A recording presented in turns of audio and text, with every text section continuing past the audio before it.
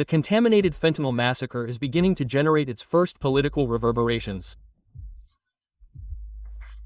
Of course,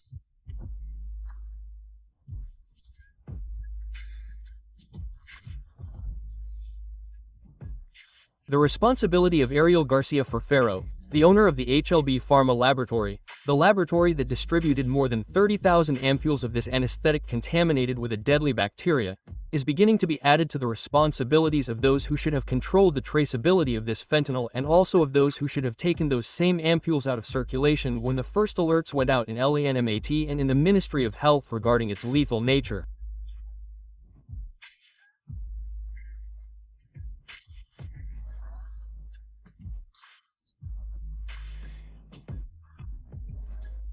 I spoke with two of the victims, with two relatives of those who died after using this fentanyl.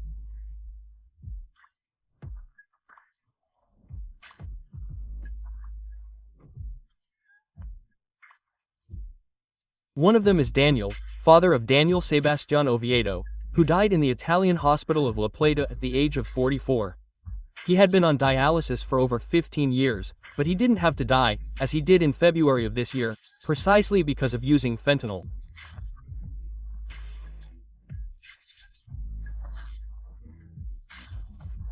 Daniel told me this. The case is a very intricate case with a lot of loose ends, and the institutions have not cooperated with the medical records and documentation. Not even the ADMAT provided him with the files, nor did they provide him with any discontinued information.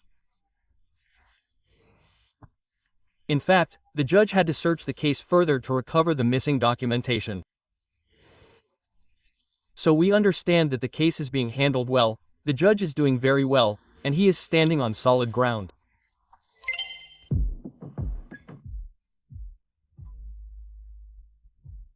When Daniel Oviedo says that the judge is standing on solid ground, he is referring to Judge Ernesto Kriplak, the judge who has been involved in this case since the beginning, for about 4 months now, during which time he has been conducting investigations that, according to the family, have made significant progress.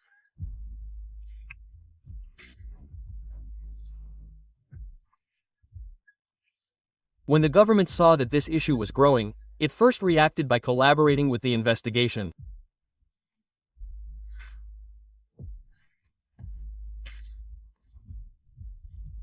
For example, it helped with the security forces that participated in the operations carried out by this judge, but then when it saw that things were turning against it, it turned its sights on Judge Kriplak.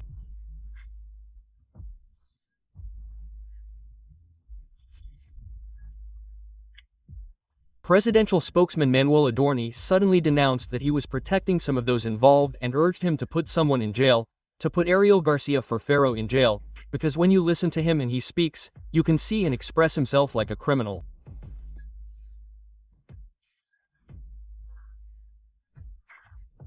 Very evasive in his answers, sometimes he becomes aggressive, a bully with the people he treated, including Ernesto Tenenbaum on this radio station.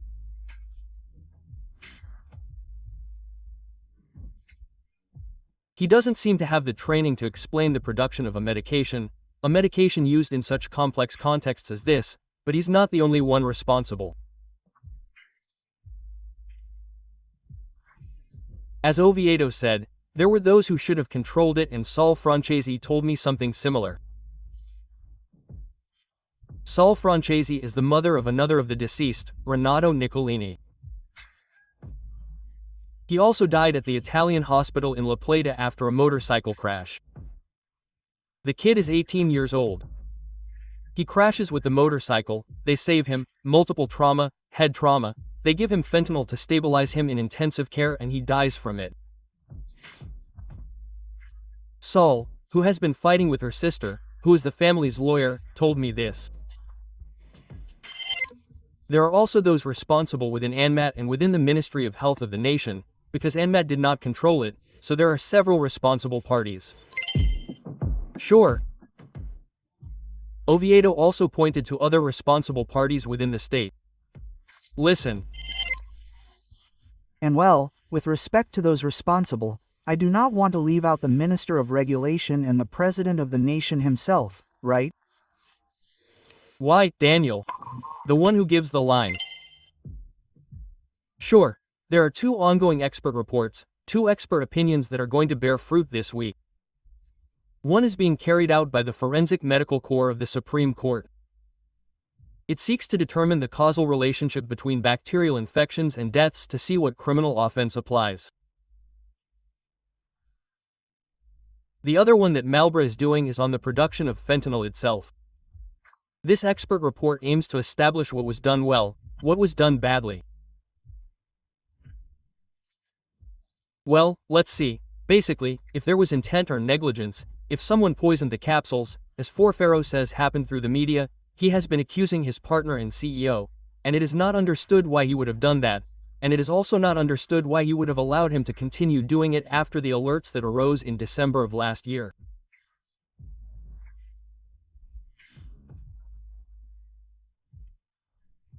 But in addition to that, what the court will decide when it has the results of these 2 expert reports is the situation of the defendants. The issue is that among the defendants are among those being prosecuted, and perhaps among those who will go to prison are going to be civil servants. And when it saw that civil servants were going to be among those being prosecuted, the government completely changed its attitude. There was this communication from Adorni saying that the judge had to put someone in prison now, otherwise they were going to challenge him.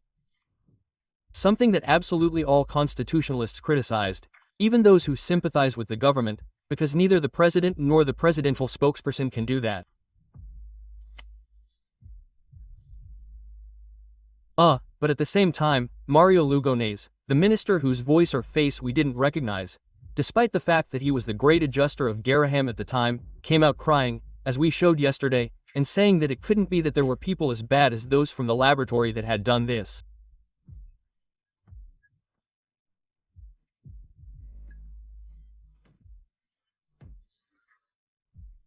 Well, the truth is, when you see him in luges, when you start to think that he's the father of a communications strategist, who could have easily scripted that, to the point of tears, even, that this government was capable of doing what Santiago Caputo did with Jonathan Viale, interrupting an interview, editing it live, it doesn't make you want to believe him, but it's not just me, it happens to Alejandro Fantino, perhaps the main protagonist of La Libertad Avanza.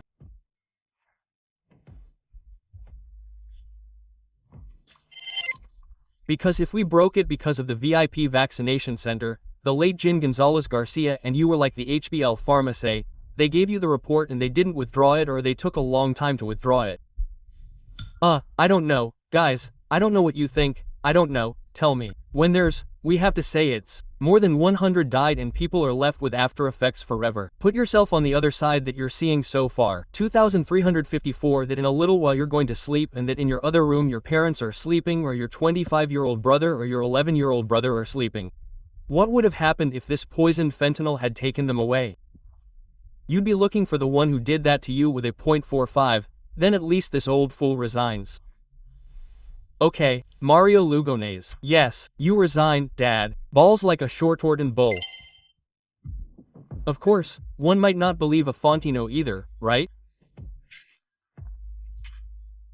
And one might suspect that this is something like an internal government operation by one sector against another to get rid of the old fool. I wouldn't call the health minister an old fool. Yes, I say that he has to answer for both the adjustments in Garaham and the adjustments in the disability areas that are also under his jurisdiction.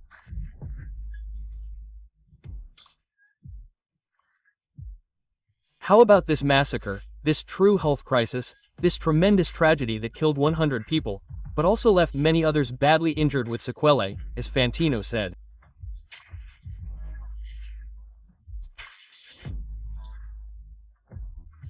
I don't know if they are clearing the cabinet of Caputists and Lugones falls into that situation, because that is what the boss Corina Miley ordered. What I do know is that he is fed up with this situation. The health minister, who was only taken out to play last Friday after 3 months in which families clamored for justice, is a health minister who should have given explanations much earlier on other issues.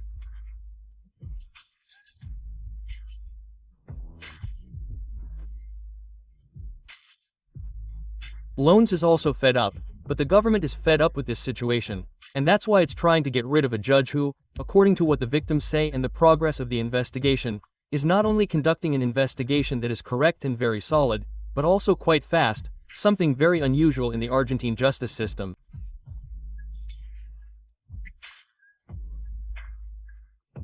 Of course, they blame Ernesto Kriplak, who is the brother of Nicolas Kriplak, who is the Minister of Health of the province of Buenos Aires. But the deaths that occurred in the province of Buenos Aires did not occur in public hospitals, they occurred in the Italian hospital in La Plata and in other institutions in the private sector. Of course, in the mud that politics has become, it doesn't matter. As long as they have the same last name, that's enough. Well, in this case, Mario Lugones has the same last name as Rodrigo Lugones, who was a partner and boss of Santiago Caputo for a long time in a consulting firm where they worked for the Pro, among others. Lugones has a very long career since he took over the operation of the social work of Congress in the 90s, associated since then with Barruevo and Nocilia. In recent years, at the head of the foundation, also, together with Barrionuevo and Nocilia, two bigwigs of the political underworld, he has many explanations to give.